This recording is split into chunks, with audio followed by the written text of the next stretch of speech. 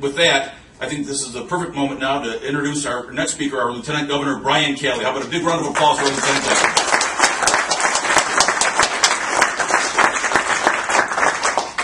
Well, thank you very much. I was real flattered to get the invitation. I appreciate the opportunity to come here and talk with you tonight. And Judge Warren, thank you for the review of the constitutional duties and responsibilities of Lieutenant Governor. I think there are probably just a small handful of people that know as much detail as the people in this room now do. So I appreciate you focusing on that. You know, the position of Lieutenant Governor has been one over the years that while presiding over the Senate, I preside over the Senate, as you discussed, President Adams, but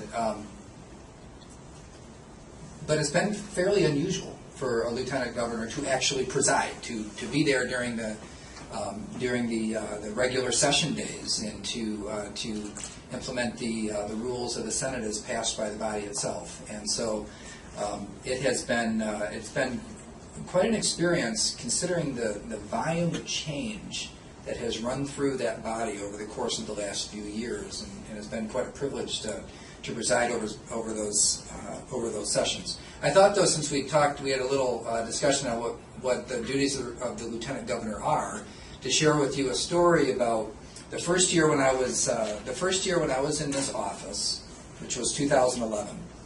I was speaking to a group down in Jackson, and it didn't take very long for us to get some unions mad. The first one to really to be mad in an organized way was the MEA, and they were looking to recall the governor right out of the chute. So this was like the summer of 2011, and so they were out collecting signatures to recall the governor. And where I was speaking, there was a group that set up like a makeshift booth. They set up it said, "Sign to recall Rick Snyder petitions here." And so as I was walking by, the person with the clipboard said, "Sir, would you like to sign a petition to recall Rick Snyder?" And I said, "No, thanks." And then I thought, well, obviously they don't know who I am. So I went back and I said, "Say, do you guys realize what happens if you're successful?" And the guy next to the lady with the clipboard said, "Yeah, we'll throw that bum out of office. That's what happens." And I said, "Sure, you could remove the governor from office, but then what happens? You realize what happens next?" And I said, "You realize then, like, the lieutenant governor becomes governor." And I was just wondering, do you like him better or something? And, well, the guy didn't answer. He said, "Well, it couldn't be any worse. I know that." I said, "Well, I don't know. How do you know that?" I said, "Listen, I know the lieutenant governor. And in fact, I know him so well, I know how he thinks. And if you don't like him, well, you're really not going to like the lieutenant governor. And by the way, I'm him. It's nice to meet you." And the campaign spent millions of dollars on Rick Snyder's face and exactly zero on mine. So even to this day, I can go fairly unnoticed in a lot of scenarios. In fact, when we passed right to work and I presided over that session, I looked out the window and I saw these big rats. They were inflating these giant, like, rats. And usually they only have 3. Like, they never put my name on anything. It's like, you know, signs with Rick Snyder's name on them, and sometimes Jay Spolger, the speaker, Randy Richardville, the Senate Majority Leader. They always leave me out. And so I saw they blew up a 4th rat, and I was like, finally.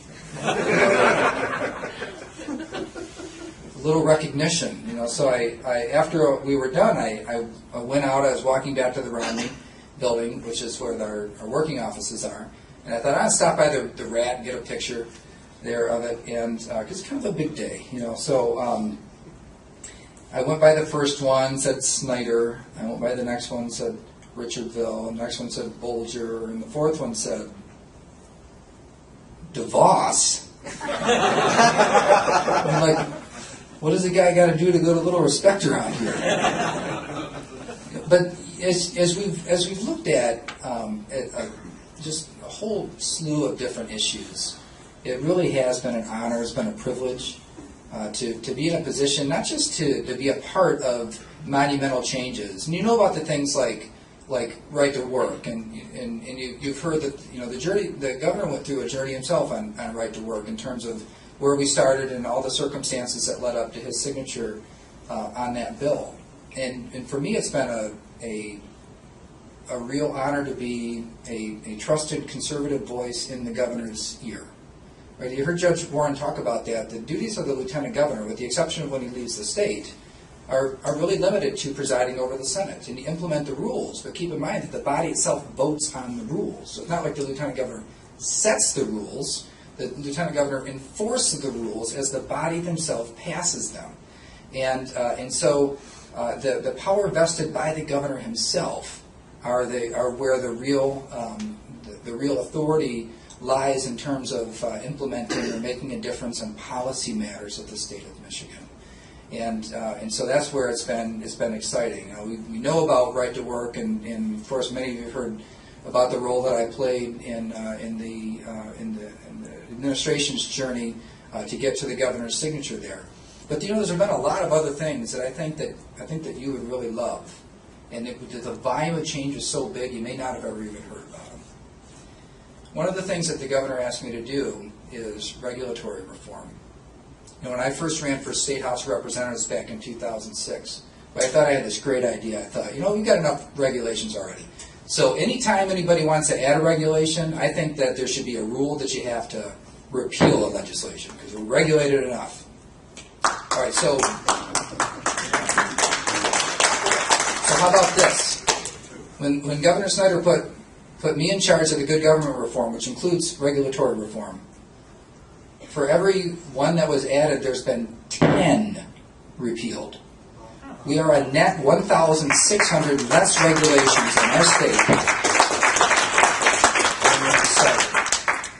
These are the sorts of things that they'll never make a headline, right? I mean, some of these are just kind of smaller things that affect a few people, and some are big things that affect a lot of people. But every single day, we're chipping away at the culture that had developed in state government over the course of generations, to where you have this regulatory creep. I'm not talking about the people are creeps. I'm saying that the regulatory system itself kind of creeps along. It gets a little more and a little more. And it takes, it's an administration like this to make it a priority to say that we're going to correct for that today, that we're going to go do the systematic work, that rule by rule, administrative rules and legislative regulations, and go through and eliminate them, and the ones that are left, make them work better, make them work faster, make them more responsive, more predictable, more fair. And so these are the sorts of things from a process standpoint that we've been working really hard on and have made a lot of progress. One of the areas that I'm most proud of is in the social services reform. This is in an area where sometimes there's good intentions, and I'm one of these folks that believe it's people that can have a very, very different outlook on life and on the role of government and so forth from me, and I'm not offended when people think differently about it, but and I think they do, and a lot of times they have good intentions. But the problem with our social service system is that it tries to help too much.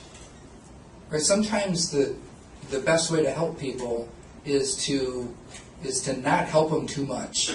Right? That you have to expect that people have the tools and the drive and the ability and the ambition under the right circumstances to go out there and provide for themselves. And so what has happened over the course of literally generations, since the 60s, is that we've created a scenario where it's generational dependence. And so we've taken some really big steps on breaking that generational dependence here in our state. In 1996, amazingly, there was an agreement between Speaker Newt Gingrich and President Bill Clinton to implement welfare reform, which included lifetime limits on when you could receive cash benefits. And that never got implemented in Michigan. They implemented some of the welfare reforms under John Engler, but they never put the lifetime limits on. And so that was something that we actually went through and made a priority to say that our social service system shouldn't be something that perpetually supports somebody and then their kids to create this cycle of dependence.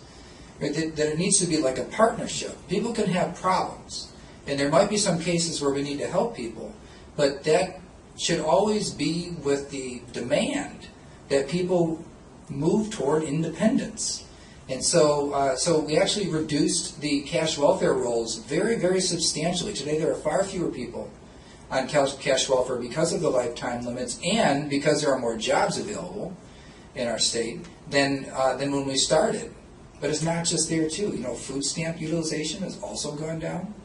That this is an area where we've made changes on the front end where there were people from the Department of Human Services. They were out on college campuses recruiting students to apply for welfare.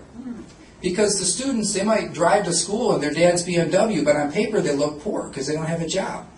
And so the idea is you can get this bridge card, just fill out this application, and you can get the government. And so what was happening is we're teaching college kids at a very early age to depend on the government. And of course the government creates that dependence. It can also create control or exercise control. And that's not a road that we were interested in going down. And so obviously we put a stop to that, but we made a lot of other changes in that system as well. I mean, common sense stuff like not letting the bridge cards that are out there be used at casino ATMs and strip clubs, for heaven's sakes. But that was the sort of thing that was allowed before. And so as we start making these common sense changes, it is changing the culture of the social service programs in our state. And it's doing so in a way that's better for the taxpayer, but it's better for our people too. I mean, that's the part that I think we can really walk away feeling good about this, is that while it's nice to want to help somebody, the best thing you can do is like the old saying, it's give a man a fish and feed him for a day, or teach him to fish and feed him for the rest of his life. And that's really where we need to move toward. And so even the stuff that's done within the Michigan Economic Development Corporation, which before was all about trying to buy business into the state, like there was this attitude that said, listen, I know that we're really terrible on a lot of our business climate issues, but if you put up with it, we'll pay you. I mean, that was our economic development program for like 15 years. And so as we change and say, well, what should, we got rid of all the tax credits and that kind of stuff in the corporate tax codes. We made a simple, fair, and efficient across the board system that treats the players the same. And we said if anybody who needs an incentive to do something, you stand in line at the appropriations committee in order to argue in favor of why you're so important that you deserve a subsidy from the state of Michigan, the same way that our local governments do, the same way our schools do, the same way anybody else does that gets resources in. Anything that goes to economic development today has to go through that process, not something that's hidden in a tax code. And so as we've cleaned up all of our tax code, then we say, well, what sorts of things do we want the Economic Development Corporation to be involved with? And Community Ventures was one of those answers. It's the idea of helping long-term structurally unemployed people become more independent. We've just put together a report on people with developmental disabilities and mental illnesses, and trying to make sure that we create an environment where they can reach their hopes and dreams and aspirations too. But the whole thing is about self-determination and independence. That's really the driving force behind it, is that the more independent a person can be, that the happier they're going to be. And so that's the cultural shift that's happening within our social services today in the state of Michigan. It's long, long overdue. There was some progress made under the Engler administration, but I'll put the results of 3 years of the Snyder administration next to 12 years of the Engler administration in terms of the progress made in these areas. And I know that Right to Work gets a lot of, and I'm very, very proud of the fact that passed and what my role was in it. But we had other important labor reforms too. Did you know that project labor agreements, this is where a local government in say the city of Detroit or the city of Battle Creek or something like that will pass a rule and say that you can't bid for a job unless you're a union shop. You can't bid for a contract unless you're a union shop. We banned project labor agreements in Michigan. That's a very important public policy change that really didn't receive any attention at all because of the volume of changes that were running through during that time period. Do you know we made a lot of progress for life over the course of the first 3 years in this administration. There was a time before when surgical abortions were performed in places that didn't require licenses the same way that somebody who does a surgical extraction of wisdom teeth has to be licensed, or somebody who we have all these surgical centers all around, and there's rules for them, right? But we never required that at places that did surgical abortions, and that was something that passed through that the governor signed. In the same bill, there was humane disposition required as well. There was one clinic that was caught in Eaton County that was just throwing in a dumpster human remains thrown in a dumpster. And there are really only two acceptable ways that we see today: is burial or cremation. These are the two things that our society is determined to be acceptable and respectful ways of dealing with human remains. And why wouldn't we also require that? And so today, you know what? We do require that, and that's something that the governor signed. The Right to Life of Michigan, at the end of that legislative term, was talking about Michigan as making more progress for life than any other state in the nation.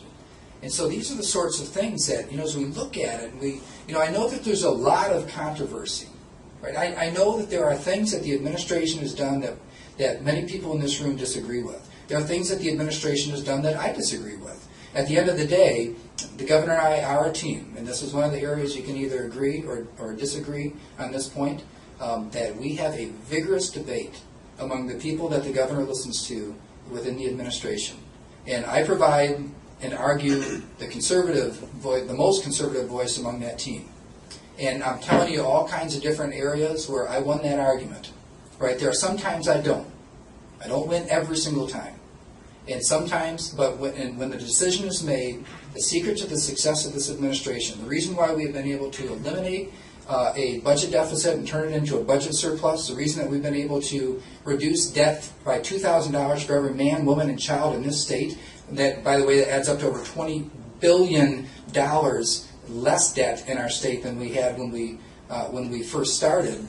The reason that we've been able to reduce taxes, the reason that we've been able to accomplish so many of these things, is because when a decision is made, we're all on the same page and we work together.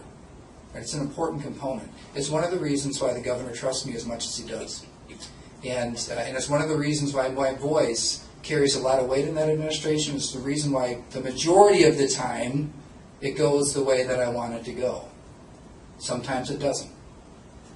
But the case I want to make here, and my message to you today, is I want you to consider the totality of this record. And consider a governor that was able to achieve with this administration, in this legislature, this House, this Senate, has been able to achieve things that seemed impossible, even under total Republican control in the 1990s, seemed impossible that recently. But today, we can boast a record that has an economy that generated over 220,000 private sector jobs over the course of the last 3 years. We haven't seen that type of private sector job growth in our state since the 90s. It's been that long. In fact, we had several successive years, almost 10, of private sector job losses in our state. There's only one sector of our economy that didn't add jobs since the governor and I took office. That's the government itself. So if you look at the state government, in 2010 it had 51,000 employees. Today it has 47,700. So we've reduced the state government workforce itself, but it's more important than that, I think, is the philosophy behind the governing. And so as we move forward from where we're at today and where we want to go in the future, we are in a position now to be so much more proactive in trying to head off problems of the future, that we've got the fiscal crisis behind us. We have credit rating agencies that have increased our credit ratings after successive downgrades under the Granholm administration. We have a rainy day fund that after this budget is done could be all the way up to $700 million. Now, I'm from Portland, Michigan, a little town between Lansing and Grand Rapids. To me, $700 million is still a lot of money. Right? But compared to the whole state government itself, that's not actually a very big cushion. But it's the sort of thing, when we first started, that our rainy day fund would have only run state government for a total of 32 minutes. It was like living on the edge. When I was in the State House of Representatives, we had to change the rules on sales and use tax collection for cash flow purposes, because if the end of the quarter fell on the weekend, like on a Sunday, it said that the schools were paid on Fridays. The law said schools were paid on Fridays, and businesses didn't have to pay till Monday. And the cash flow situation of the state was so bad, we were worried about making that, clearing the checks. And so those days are behind us. Now we're in a position where we have every sector of our economy that has added jobs. We have a state that is now putting money toward debt reduction and savings, and coming right up tax cuts, and more tax cuts, I should say. And so as we now transition into this very proactive place in governing of our state, I think it really opens up the opportunity to a level that we haven't seen in a long time. And we've got the right foundation, we've got the right base, we've got the right people, we've got the right resources and heritage in Michigan in order to accomplish amazing, amazing things. And it's not going to be because the state government is so smart. It's because the state government is going to be smart enough to get out of the way of success. And so that's the team that you have in place today. And that's where we're driving toward the future, putting in place here in our state the type of Michigan that our people can be proud of. It's not the easiest thing in the world for Republicans to win in Michigan. Right? This is not the type of state where that's a slam dunk by a long shot.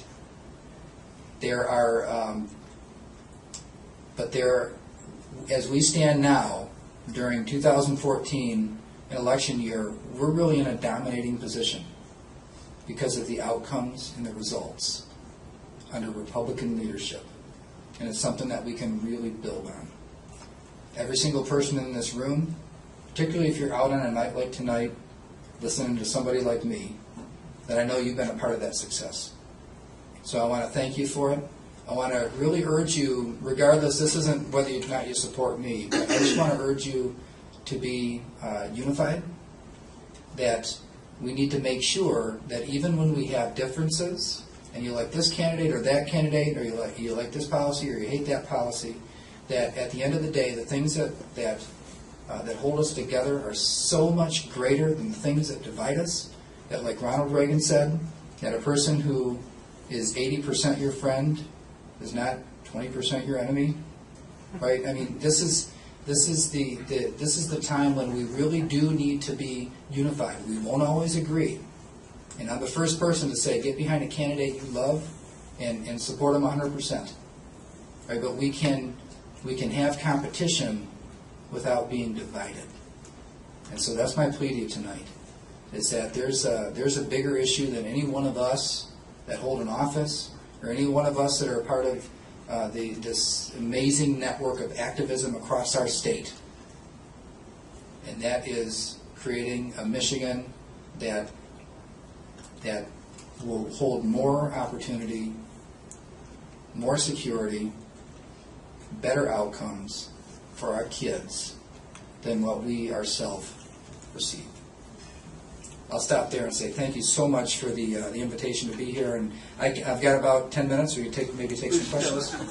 Let me just real quickly. I know that some of you, Ezra, like to. I was going to behave, and I had a good time. Some of you like to do about 5 or 10 questions in the course of one question and deliver a big soliloquy. Please, if you're going to ask a question, we can have a script. One question, make it to the point, please. Can I make it an easy one? Yes. So, Can't hear it. when driving around, you see Penske trucks all over, and Roger Penske has done amazing things for the state. However, if you look at the license plate, it's not licensed in Michigan. So it's kind of frustrating to drive around and see that, yet someone who's so invested in Michigan is so invested in Indiana, let's say, how do we fix that from a taxation thing where he feels comfortable paying the money to us?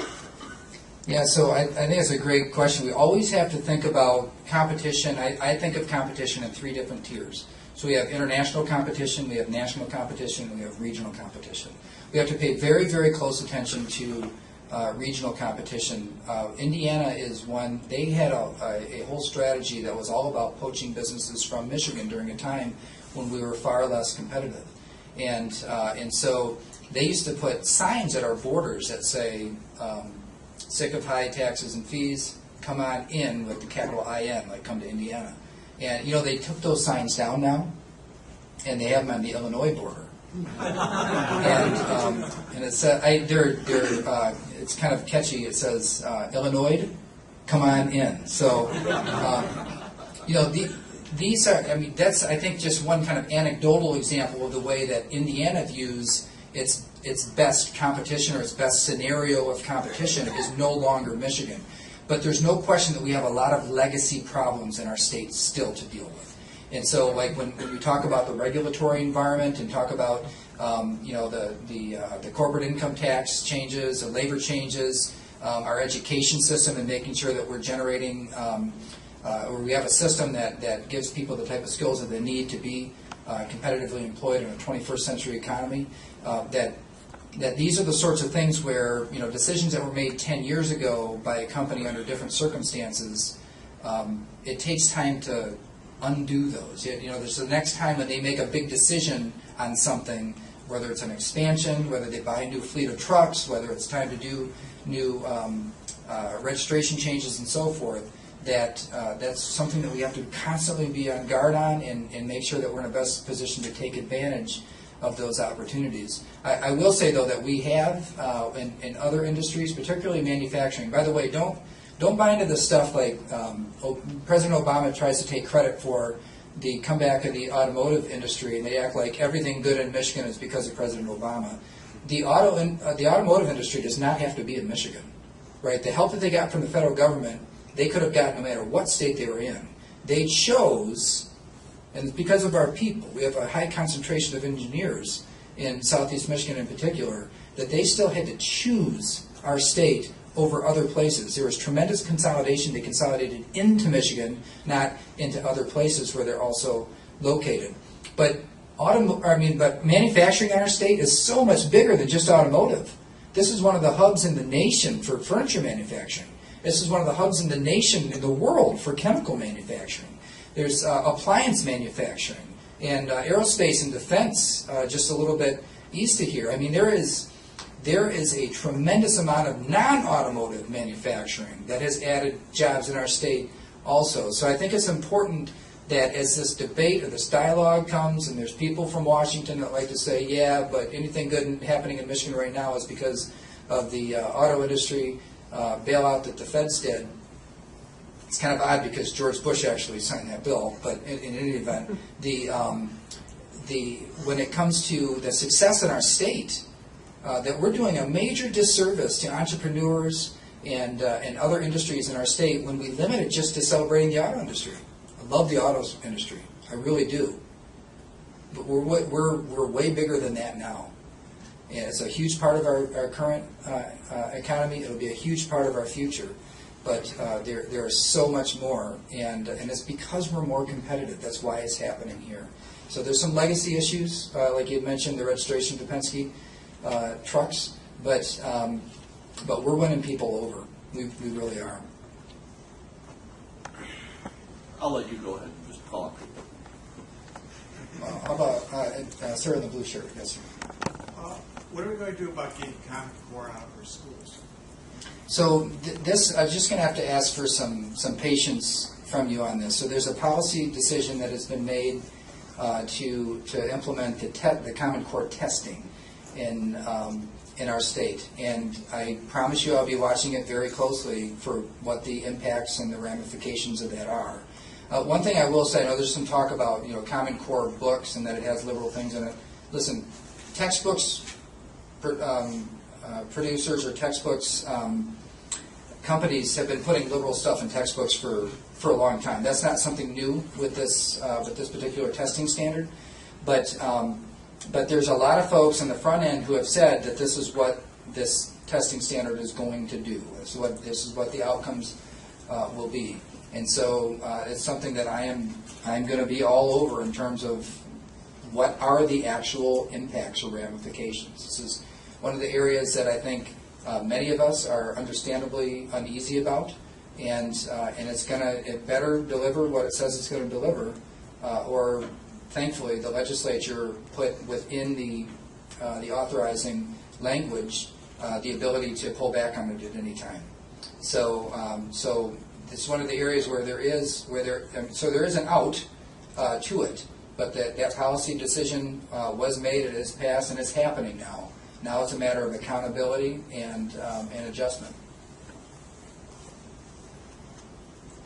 Yes, sir. Yeah.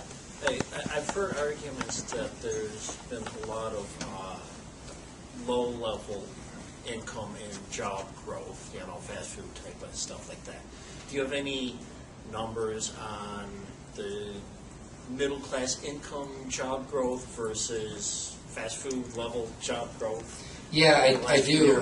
I especially appreciate that question, because that's one of the things that the left loves to do, is they love to take the good news and try and turn it into bad news, and they do it on a very anecdotal level. So first let me say, just to qualify what I'm going to say next, is that there is honor in all honest work, right? So I mean, there are different skill levels or different income levels, and anybody that goes out there day in and day out and works for a living, whether it's serving fast food or whether it's an engineer at General Motors, there's honor in that work.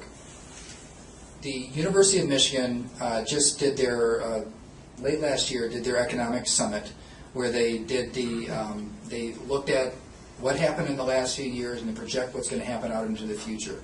And we rely very heavily on the information on that summit to set our projections on revenues and so forth within state government. What they determined was that in high wage jobs, we were fourth highest in America last year. That we were the fourth highest high wage state in our state. And then beyond that, we've also, unfortunately, it only took us 10 years to go from being, when you measure on a per capita basis, being a rich state to being a poor state. So we were in the top half of states. We went to being, we used to be up in the upper echelon of the top half of states, to being in the bottom half of states on per capita income. But if you look at where we've stacked up compared to other states, better than most states in terms of our per capita income growth over the course of the last 3 years, you'll find that that the job growth has to be, if the average wage in our state is going up, that the job growth has to be on the higher end of the scale as opposed to the lower end of the scale. So that's the thing about the way that some of the liberals have tried to manipulate this, the results that we're seeing, is that they got one problem. It's math. Right? So math can tell the story. When the average is going up and going up faster than most other states, you know that our job growth on the higher wage end of the scale has to be more. And so I feel very, very confident that what we see happening matches up with the statistical analysis that the University of Michigan completed. And I've got 2 more minutes, so why don't we do this to the last question? I'm all for reducing paperwork. How about getting rid of reporting purchases that you've made from, let's say, LLB, which is in Maine, and I paid sales taxes to Maine. It's none of your business. I'm not going to pay tax in Michigan for something I purchased in Maine. You're taxing something from another state. So first of all, I'll say I'm very, very impressed that I thought I was the only one that actually filled that out. So I'm so pleased to meet you. Well, you're my work in my line of work. I mean, you got to do everything by the book, and so a lot of you might not know that on your personal income tax return, if you buy something subject to the sales tax from a store that does not collect and remit sales tax, you're supposed to remit it on your income tax. But if they collect sales tax from you, that actually applies as a credit. You don't have to pay it here unless what you paid them is less than what was due here. So let's say that Maine had I'll just do that for a second. So unless you pay, unless the state that you're paying to has a lower rate, that they collect from you. But most of the time, they actually don't collect. So when you pay it to the state, they only collect from you if they don't collect it for their home state, and they have a physical presence in Michigan. So the way that our sales and use tax laws work is that if a company has a physical presence in Michigan, even if you buy it over the internet or whatever, it doesn't really matter. Sales tax, it applies the same no matter what. No matter how you buy it, it applies the same if the company has a physical presence in your state. And that's most companies. We have a big state, and almost everybody has some physical presence here. But the classic example was Amazon. Amazon has no physical presence here. So if you buy something on Amazon, they don't collect and remit sales tax. You're supposed to fill out that part of your income tax and send it in. The compliance in that is very, very small, and enforcement is even smaller than compliance. And so, it's one of those areas where, from a fairness standpoint, I think no matter how you buy something, our tax system shouldn't treat anybody different. So, I could buy from this store or that store, and our tax system ought to be blind to those sorts of things. But ultimately, we cannot, and if it is happening, I'd want to know about it, allow for a scenario where you have to pay sales taxes someplace else and then also pay it here. That, from my understanding, does not match up with what our sales tax code says, and I would definitely want to put a stop to it. Thank you guys so much for the invitation. I gave my word to some people I would ask. Oh, I'm sorry. One question Sure. to make sure, because it's on the minds of a lot of people in these communities. Yeah. The Detroit Institute of Arts. Could you please talk about that a little bit? Sure. So part of the issues that we've been dealing with in the city of Detroit includes city-owned art. Now, we never had a plan, a desire, a push, whatever, to sell any art. But when a bankruptcy is filed, you must, and you're guilty of a crime if you don't, you must disclose all of the assets that the entity filing bankruptcy has. And there was no way that we could make that filing and not disclose the fact that the city owned some art. And so, even though it has never been and it's not going to be part of any plan that we submit, that it still had to be disclosed. That created a lot of consternation. People, well, why would you disclose it unless you planned on having it liquidated? Because the law requires that we disclose it. We also disclosed, the giraffes at the zoo, right? I mean, we had to disclose the giraffes at the zoo. Nobody thought. I mean, who are you going to sell them to anyway? But I mean, so there's never a plan that you just had to disclose it. So now, fast forward after we got through the eligibility decision with the bankruptcy. And by the way, this is one of the areas where, so I'm originally from Southwest Detroit, and Detroit used to be, and some people in this room can remember a time when Detroit was the economic center of the world, and how far it's fallen since then. And so we're so determined to get that city back on a good track. And we've got, it's going to be a challenge. There's no question it's going to be a challenge. But as we went through the bankruptcy eligibility decision, and it came out favorable to us, then the next thing is to actually put together a settlement with all of the creditors.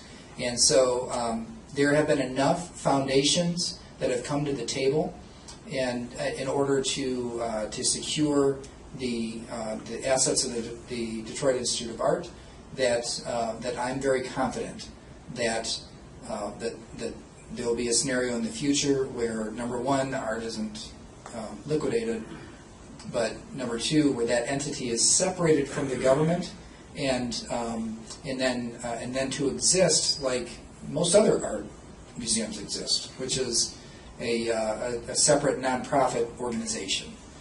In order to make that happen, there has to be a settlement, and seeing who and how much has come to the table in order to make that happen, I feel pretty confident that there's going to be a positive outcome to this.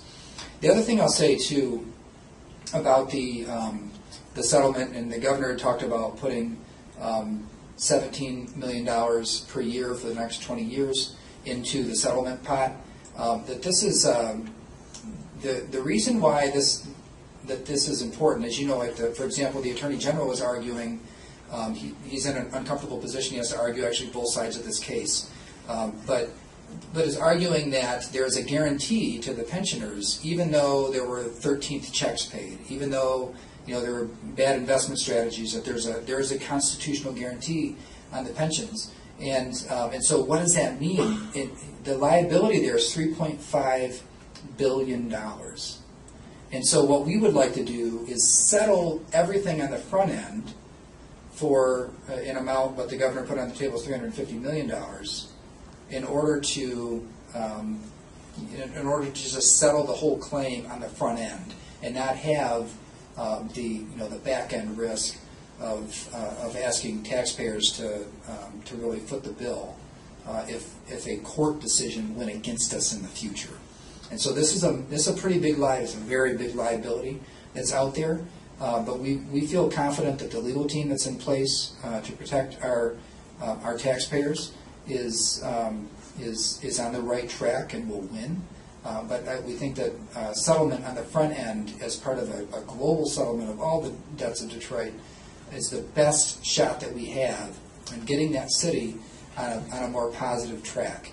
And I think probably most people in this room would agree that having a city that's doing better, that is rising instead of sinking, is something that's going to be better for all of us. Because right now it really is a drain on resources, and when that gets fixed, and it will get fixed, that it's going to be a net benefit for every single taxpayer in this state, both directly and indirectly. I think indirectly because in most states their biggest city is an economic engine that benefits everybody else. Right? I mean, if you go to Georgia and look at Atlanta, well, not like Atlanta, like on this day, but in most days, or in Arizona with Phoenix, or even if you look at smaller states like Indianapolis is an economic engine for Indiana that indirectly will all benefit if Detroit becomes an economic engine again. We've got a long way to go before that's going to happen. Even though the business district actually is going pretty well, or has been going pretty well. But directly, when you consider just the overall costs of just the current situation in the city, that this is an area where I think there'll be a direct benefit to the rest of the state in terms of reducing the downside costs there. One of the important factors in that, of course, is the crime rate. And finally, we've seen, it's been a long time since we talked about reduced crime rates in Detroit. We have that today. We have it in Flint, and we have it in Saginaw, too. And so when you consider that these are cities that are, in Pontiac, cities that are on the top 10 most dangerous lists in the nation, to see declines in the crime rates there, it's a really big deal. And it took a heavy concerted effort. It wasn't something, it's funny, that didn't even make my remarks earlier, but that's the volume of things that have moved through this administration and this legislature in dealing with problems that have been around for a very, very long time.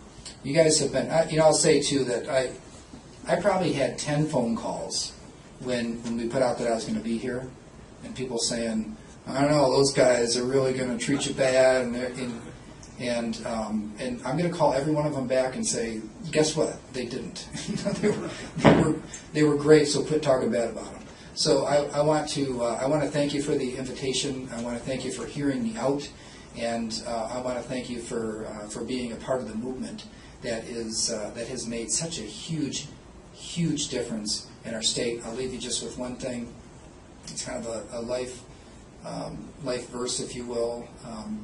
In Philippians 1:21 or 1:20, and you'll know 1:21. According to my earnest expectation and my hope, that in nothing I shall be ashamed, but that with all boldness, as always, so now also Christ shall be magnified in my body, whether it be by life or by death. You'll know verse 21. For to me to live is Christ, and to die is gain. If you really believe that, what do we have to fear? What do we have to fear? And the answer is, there's no reason to not go out there and just fight like crazy for what you believe in. Every one of you do that, and I'm so proud of you for it. Thank you so much, guys.